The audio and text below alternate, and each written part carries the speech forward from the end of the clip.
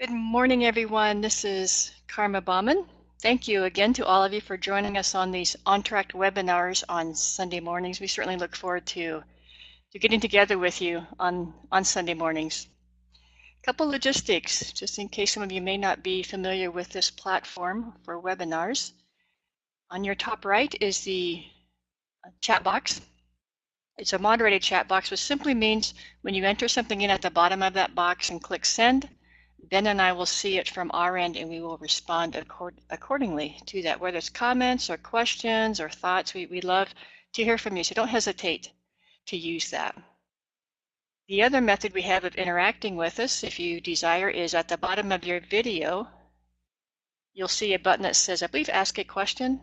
When you click on that, we'll be prompted from, or I'll be prompted from at my end. I'll see that come across, and then I can certainly turn the mic over to you and you can ask your question or share your comments verbally with us as well. So either method, we certainly invite you to participate in the one that you're most comfortable with. All right, so I think that's it as far as logistics. Again, thank you for joining us. To start this morning, we had 3 chapters that we're looking at from the Untracked book in part 4 of the book called No Regrets, Live to Give, and Longings.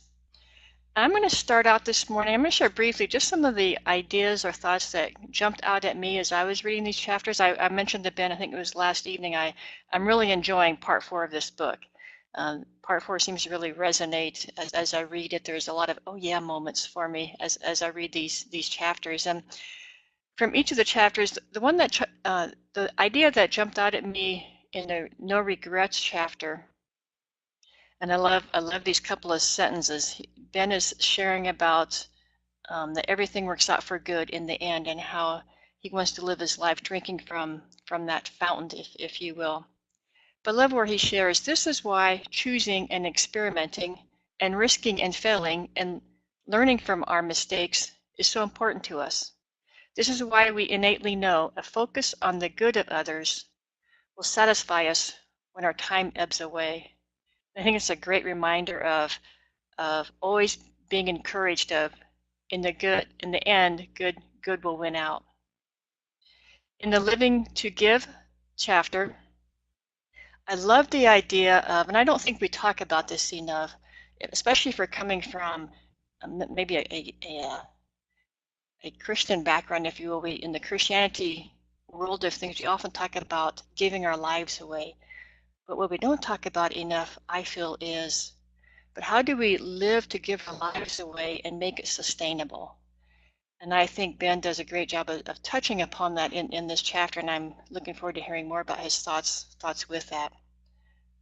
And of course, the third chapter we looked at this week was the Longings chapter, and that really resonates deeply inside of me, and that goes back to really discovering and helping others discover around us, what is it that God put inside of you to share with the world?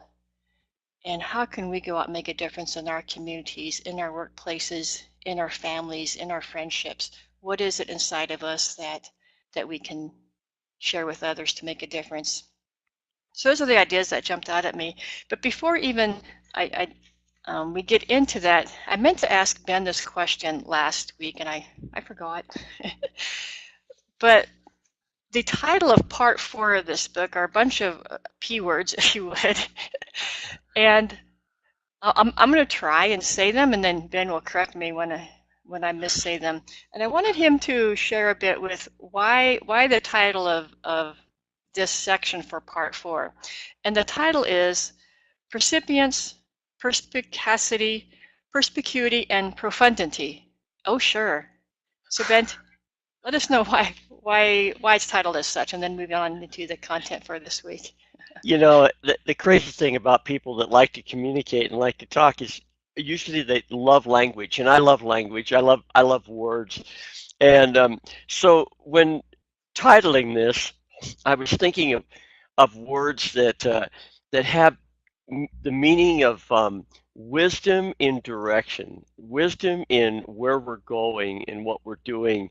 And so, of course, these are not words that I use very commonly or um, I had to look up one or two of them, I'm sure, to even figure out what they meant. But they were words that I was looking in my thesaurus and looking different places I'd come across, and it'd make me grin. I just like the words. Who wouldn't like percipience, and who wouldn't like perspicacity? Because uh, they're not words we commonly use, but they do have real meaning. This they deal with good understanding of things or perceptiveness, and that's the percipience. It's a perceptiveness of life, of how to live. And then perspicacity is the quality of having ready insight into things and how to live, um, and how to go forward. And perspicuous or perspicuity um, is that same type of thing. It's clearly expressed and easily understood. Something that I can talk about and say, I want to make that clear.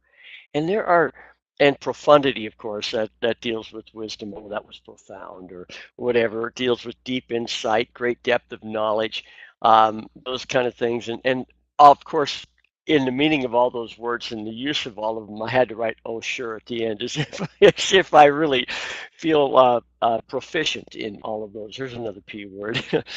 so, so um, obviously I didn't, so I wrote "oh sure." But the meaning of them is wonderful. I want to have uh, a wisdom in where to go in life, and I want to share it with others. And a lot of this chapter was, or a lot of this, not chapter, but this section was things that I wish I could share with every person. I could sit down and say, "You're awesome," and I want to share these things with you about your direction in life. Um, and they're not necessarily direct things. Uh, they are things that all of us can learn from and apply to our very specific lives. And so that was my hope in it. Thanks, Karma, for bringing that up. And um, they are special words, even though they are funny almost to me and make me grin when I look at them. You know, as we start this morning, isn't life murky? We can't just say, "Oh, I know exactly where I'm going in life." We can't say, uh, "Oh, I've got this figured out. I had it figured out when I was 5, and I know exactly what I'm going to do." Life just is constantly murky. It's constantly gray. It isn't black and it isn't white. It isn't clear that what we should do next, and it isn't clear even if we've done the right things always. And we're lost in this murkiness. And what we need sometimes is just a little bit of guideline, a little bit of direction in the murkiness. And that's one of my focuses in this section. And in no regrets, I think this is a key thing. Sometime early in life, I heard, and it meant something to me way back when. Um, Live so that when you're about to die, you won't have any regrets. Live that way. That's an incredibly interesting concept because there are some easy things that we can look at and say, I know I won't have regrets if I live that way. And the key in this chapter to me is huge. You've heard me say it before, and it's key to almost everything we do in life. There are two directions we can take our life. One is the direction of getting, and the other one is the direction of giving.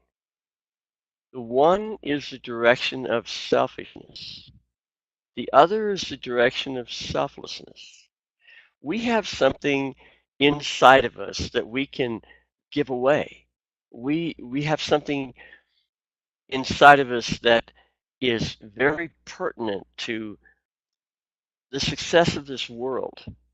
And it's very pertinent to making the world a better place. But we can use those same things that we have inside of us one of two ways. We can use them to get for ourselves, or we can use them to give to others. And have become more and more convinced as my life has gone on that there's something incredibly true in this whole idea because of giving being important. Because if I give, there seems to be a promise of Scripture, and there seems to be a promise of Jesus. It's a promise of wisdom itself, that it's part of the makeup and nature of the universe, that if we give ourselves away, it will be given back to us. Pressed down, shaken together, and running over is the way Jesus words it in Luke. And I love that. I love that whole idea because it changes the focus. If I live to get, if I live to receive, then I probably will get something out of it. But it's thirst inducing. It's like I can't ever get enough. But if I live to give, if I live to share my life, if I live to selflessly make the world a better place for others around me, then this wonderful thing happens is that I end up receiving. I receive in so many ways that I can look at it and say, give and it's been given to me. It's down, shaken together, and running over. And the crazy thing is it's satisfying. It quenches the thirst inside of me. And I love that piece. It's an optimistic piece. And I think if no regrets, there's another little piece in there that to me is almost an obvious. It's this delicate balance we live in life of between optimism and peptimism. Peptimismal, I guess. Optimism and pessimism, and that's just this crazy thing that the balance can get flipped rather easily inside of us. And I think that there's an instinctual thing. There's something that's inside of us that knows that we've got to every morning, every day, have in front of us this whole idea that we can make the world better. We can make living better. It isn't a matter of we can get more, because that's where the balance gets really, it's so easy for it to get out of whack. If I have the idea that I can get more, if in some way today I fail, then it makes me pessimistic. It's something that it keeps eating at my confidence.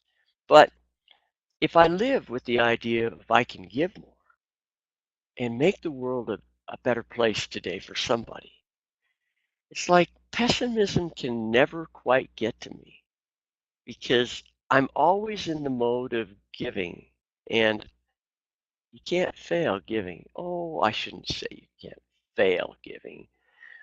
You can give and realize that it wasn't very pertinent, but then you can learn from that and you can experiment and you can try again, and you always can find ways to give away. And I think it's an optimistic thing. I think it builds our confidence and it builds our optimism toward life and lets us live with more energy, and lets us live in a way that makes us satisfied and happier. Um, and it's this craziness that um, in the murkiness of life, if I will give my life away and attempt to do it in this wonderful way that we'll talk about as we move along here this morning in the next chapter, without guilt and condemnation, then I find that at the end of the day and at the end of my life, that there aren't any regrets. I won't look back and say I lived perfectly. Of course not. Who can say in the midst of murkiness that we do everything exactly right because we don't see correctly always. But we can live in such a way that I can look and say, I'm satisfied inside. I'm satisfied in my heart. I love this life that I've lived. It's it's wonderful. And to me, that's the nature of truth. Truth is not some little thing that we talk about. So many times it's part of that condemnation guilt thing that's often put on us by both religious institutions and culture, and truth and lies is something that happens in some linear fashion in some moment of the day. Did I tell the truth? Did I tell a lie? Uh, those issues are sometimes pertinent and sometimes not. Truth is bigger than that. Truth is this: can I get to the end of my life having lived in such a way that I've truly made a difference and made the world a better place? Or have I lived my life in such a way that it was a lie? I lived thinking I would be happy. I lived thinking I would be satisfied by getting rather than giving. And that lie that I live makes me end up with regrets at the end of my life. That's just so pertinent. I don't know if there's any thoughts on this before I move, because all of these chapters in this section actually go together. But maybe I'll give a break here in a moment, just to, as a thought producer, if there's anybody that wants to comment or any thoughts that are involved with that, um, to make it clear for all of us. I'm going to jump in here because there is a comment, kind of a different take on what you just shared as far as no regrets, and that is oftentimes when I'm walking through life or trying to make a decision, one of the questions I ask myself is, based on whatever decision I'm doing, if I don't do this, will I regret it? And that's been a difference as far as maybe the jobs I've taken, or maybe the any moves that I've made, um, or maybe just the small decisions too. But one of the questions I ask is if I don't do whatever this decision might be, will I regret it down the road? And I think what that does is it takes away it takes the potential of making a decision based on fear. Because That's maybe I really don't want to move forward because maybe I'll fail. But if I ask the question, if I don't move forward in this decision, will I regret not at least trying in the that's end? a wonderful thought process, actually, isn't it? That's uh, it comes at this from that backside. It's part of that experimenting. It's part of that choosing to risk and maybe even failing at it, and learning from our mistakes. But if I look at it from that's the positive side. Will I regret if I don't do this? It's not playing it safe all the time. Um, it's not saying, oh, you know, I, I don't want to take a chance on this. That's an excellent thought process, Carmen. That whole idea that, will I regret not doing this?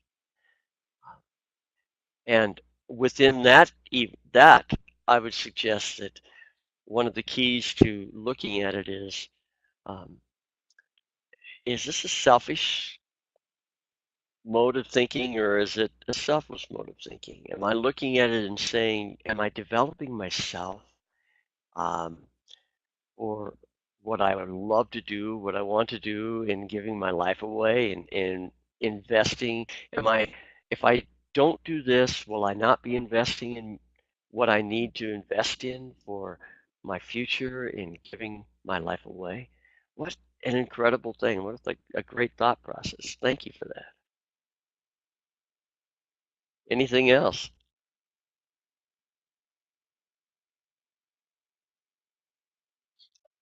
In this whole process, this um, living to give our lives away idea is a very religious thought often. And as I grew up in it, there was a passage that I never heard taught on, but I heard the living to give. And so oftentimes when we were trying to live selflessly, we were trying to do our best to live our lives. We often lived out of this fear that we wouldn't give our lives away correctly. And there was often guilt heaped on us. You should do this. You should give to this. And often demands. People would demand of us, well, how can you say you're a Christian and not give to me or not take care of me or those? And it was this interesting thing that you were often drained of life. And so it became almost unsustainable. You were simply meant to be a doormat, is what uh, came across to us. You're supposed to live your life so people can demand of you. They can walk over you. They can do anything, to you, and uh, you're supposed to just be able to take it. And it didn't seem sustainable to me at all. One day I'm reading in John, the 10th chapter, and I listen to what Jesus has to say, and I'm going, oh, talk about an aha moment. It was like a great breath of fresh air. It was like, I can do that. I understand that. Jesus makes this incredible statement. The Father loves me because I give my life away, only to take it up again. No one takes it from me. I lay it down of my own accord. I do it by my own choice. And it was like this huge relief came. This is not a matter of somebody saying, you need to give your life away. It's a choice I make. And the Father loves me because I also make the choice to take it up again. When someone tries to make me feel guilty or condemn me for not doing what they say I should do, that usually is just a reminder that it's time to pick up my life again and go on. Because there's this wonderful, wonderful thing. If I give and it causes others to give, I always feel wonderfully about it. If I give and it is encouraging to someone, it gives them more courage, or it gives them a grateful heart. I leave from that changed and better, energized by it. But if someone demands it of me, makes me feel guilty or condemned, I leave by it with the energy just drained out of me. And that's not sustainable. You can't live life that way. You have to live life in a way that you do things that bring energy to you. That's part of the give and it shall be given to you. The energy comes back into you through your giving. And this very piece that's so vital is simple, but it's often hard for us because we learned it the other way. We learn that guilt and condemnation and shoulds, you should give, you should, were the important factors. Ah, man, you should feel bad if you don't do that. No, you should. In fact, if you give out of that, it's going to hurt you and it's going to hurt those around you. Give not because you're going to do it perfectly, but give because inside there's a joy that you know is going to come if you give that. The other day, I don't generally stop at every corner where somebody is got their sign out and it says homeless, vet, Native American um, uh, hit bad times, you know, I don't normally give to all of those. They don't appeal to me. I think that a lot of it is probably that I don't think it's going to go to somebody that will be grateful for it. I think it's a way to make a living for many. But there are times when something inside just grabs me. The other day, I have no idea, but it brought joy to me. I can tell you that.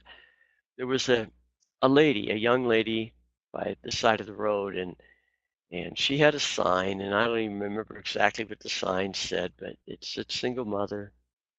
Um, and um, the sign itself sounded like she didn't really know how to write the sign. And then the nature of it, you know, she wasn't just trying to catch your eye and go from car to car. Instead, she was there and her head was kind of down and her eyes never, she had trouble with lifting her eyes to meet your eyes. And something inside of it just stirred my soul. And I reached in and I only had a $5 bill, so I pulled out a $5 bill and I handed it to her. And she looked up into my eyes when I handed it to her, and there was a look of gratefulness there. I was happy to do that. It didn't drain any energy from me at all. I wouldn't have minded going without lunch or coffee or anything else that day. That wouldn't have bothered me at all.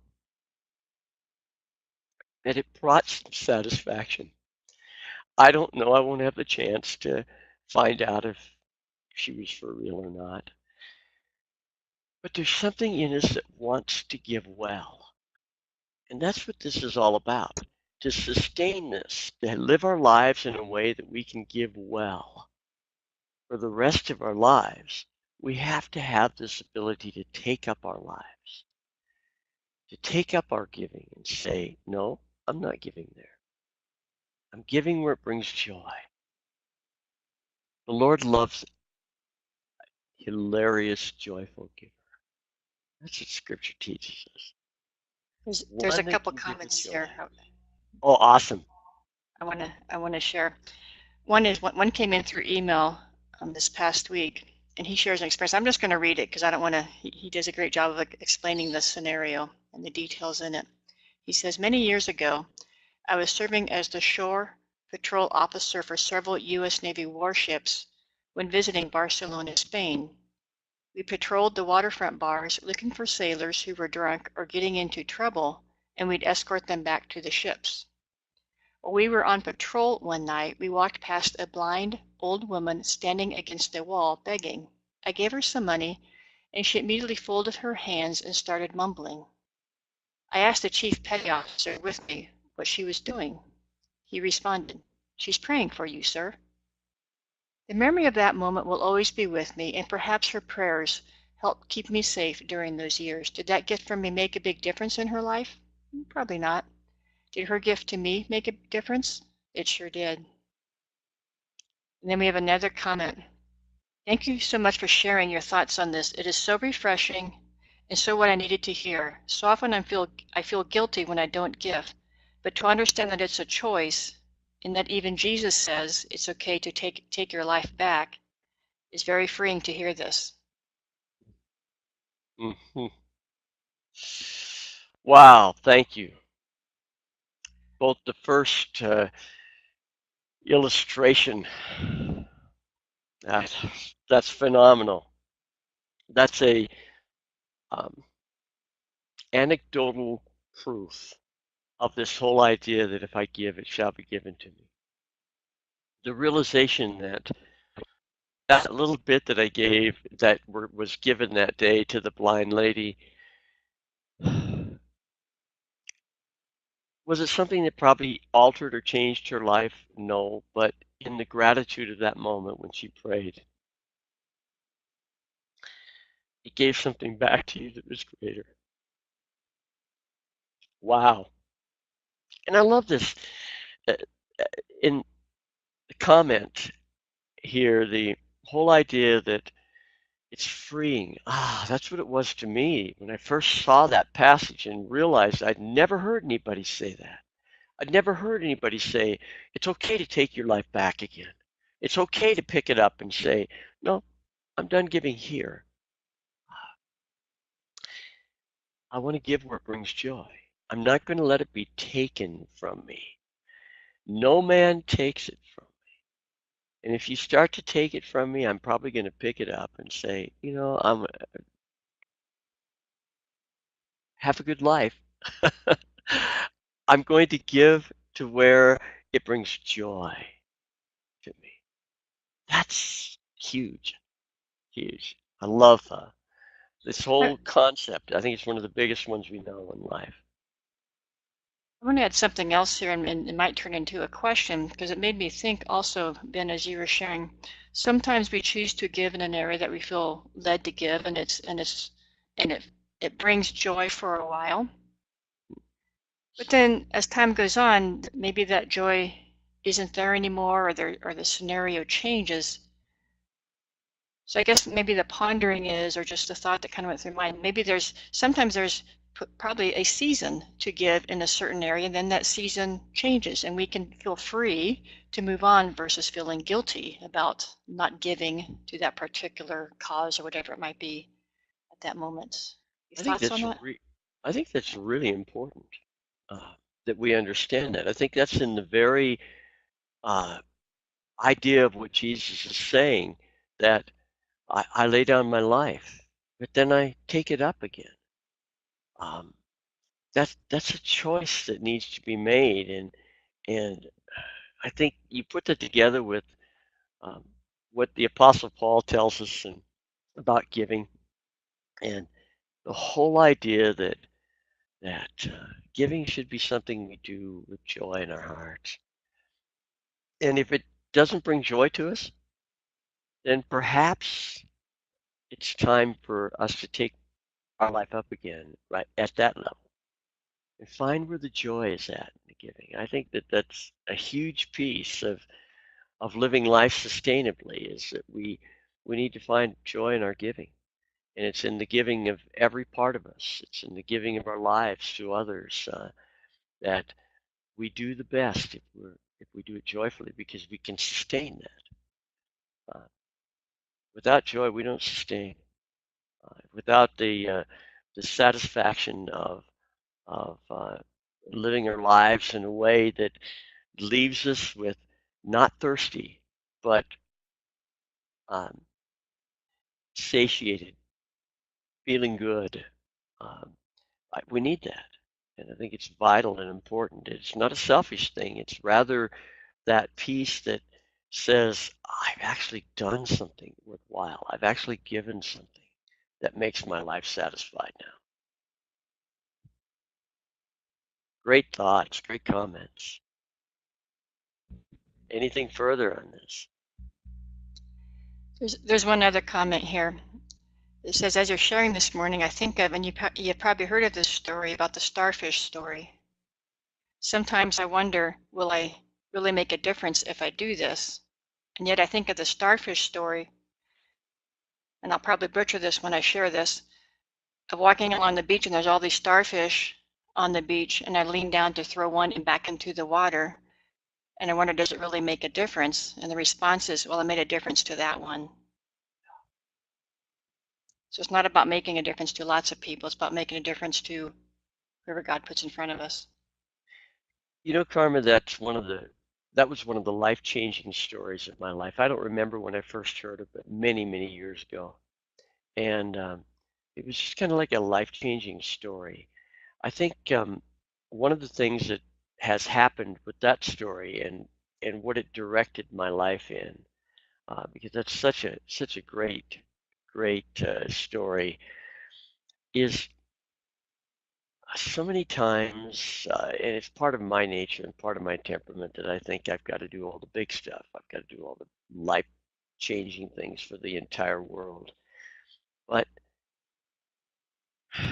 that's overwhelming at times. Way too big for me often. And but I can make a difference to this one. And I look at the life of Jesus, and you know, he didn't change Caesar. Rome wasn't so much different. Uh, or what maybe we could say it impacted them in some way directly, but the world wasn't as a whole changed during his lifetime. He invested in 12 people. Oh, there were others that he invested in. I shouldn't say that, but there were 12 that he called his apostles, disciples. We call them that were followers.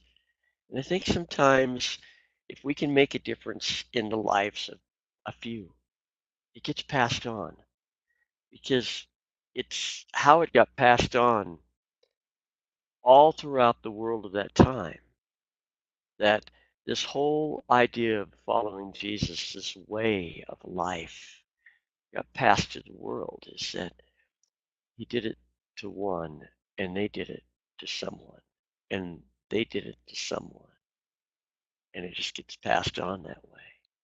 And I think oftentimes we get overwhelmed in it, but it makes a difference to this one. And that means everything. Wonderful thoughts. I think I just want to move to this whole idea of longings for a minute too, because I think it's so directional in the living of our life without regrets is when we're trying to find, well, what is it that we would do that's just satisfying to us? I think this whole idea of if onlys is really important because oftentimes within us there's something that goes, if only this would happen. And that often comes out of the way we just think, out of our uniqueness and out of our design. We think a certain way and we see things a certain way. So the if onlys come out of that. If only, and then whatever goes with that. If only I could, you know, make those young people more satisfied with life and see that they don't need drugs or whatever. However it comes out of you on the if only probably indicates a lot about your design because those are the things that we long for. We long for things inside of us that are the things of like I mentioned in there. Man, I wish people would notice me, or I wish that I was had better health, or I'd like to be have more money, or those kind of things. But then there are the community longings that each one of us have. And those are the ones that we seem to be able to make a difference in because those are the ones that our faith is triggered in. Those are the ones that we often want to think of faith in terms of our personal ones. I don't think faith even belongs there. In some sense, it might, but it's a very small piece of it.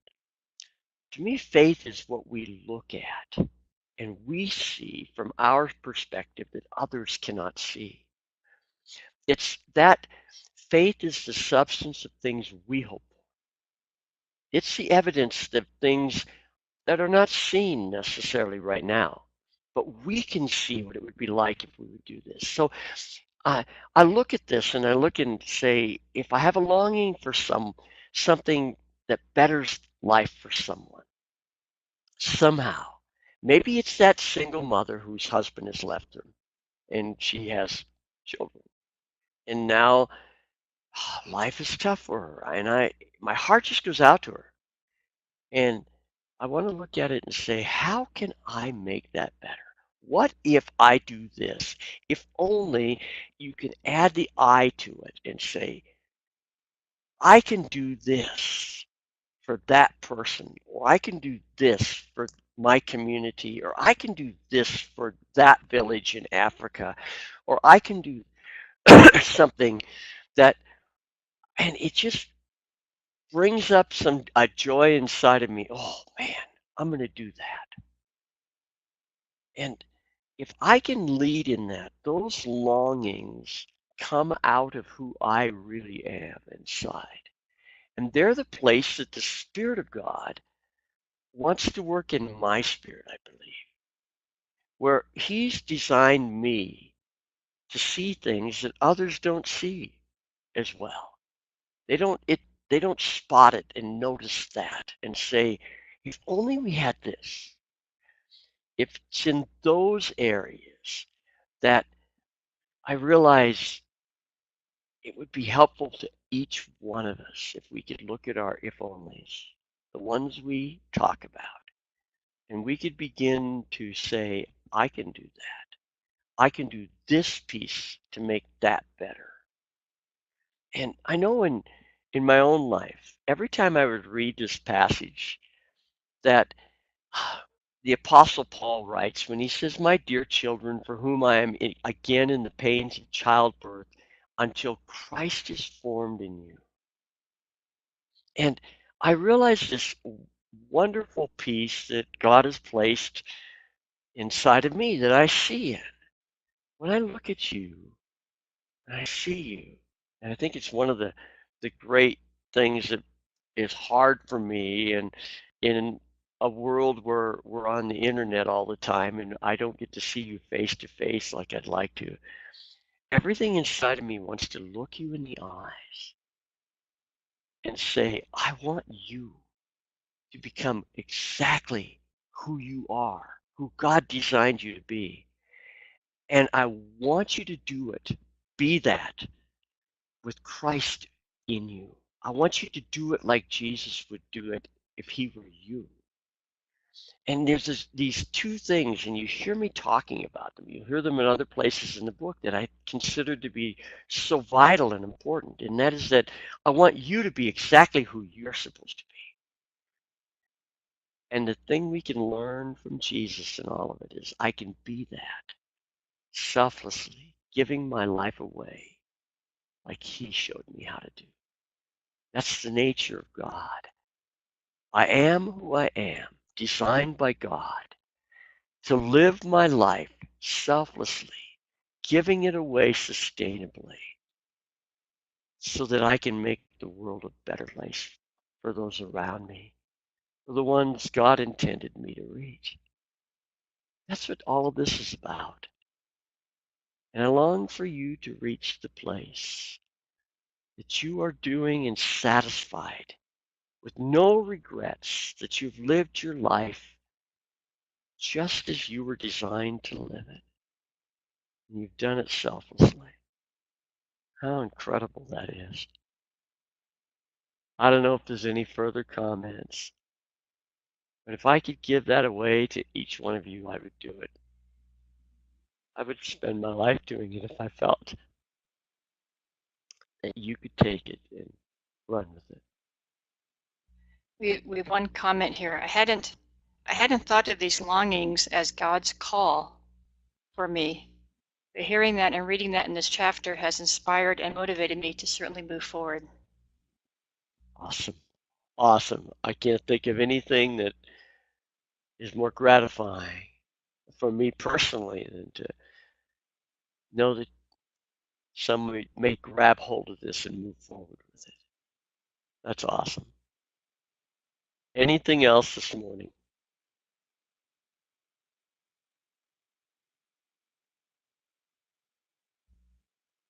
Thanks for being part with us. Thanks for letting me share this, and thanks for the chance that we have, Carmen and I, to share these little things that are vital to us, and thanks for being part of it. And honestly say we love you all. Yes.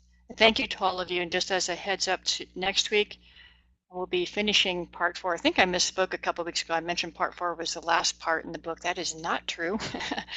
Next week we're covering the last 2 chapters of part 4 called Experts and Nickels and Noses. And then after that we'll go into part 5, which is the last part in the book. So we'll look forward to seeing you next week. Have a great rest of your weekend this weekend and have a good week. Thank you all.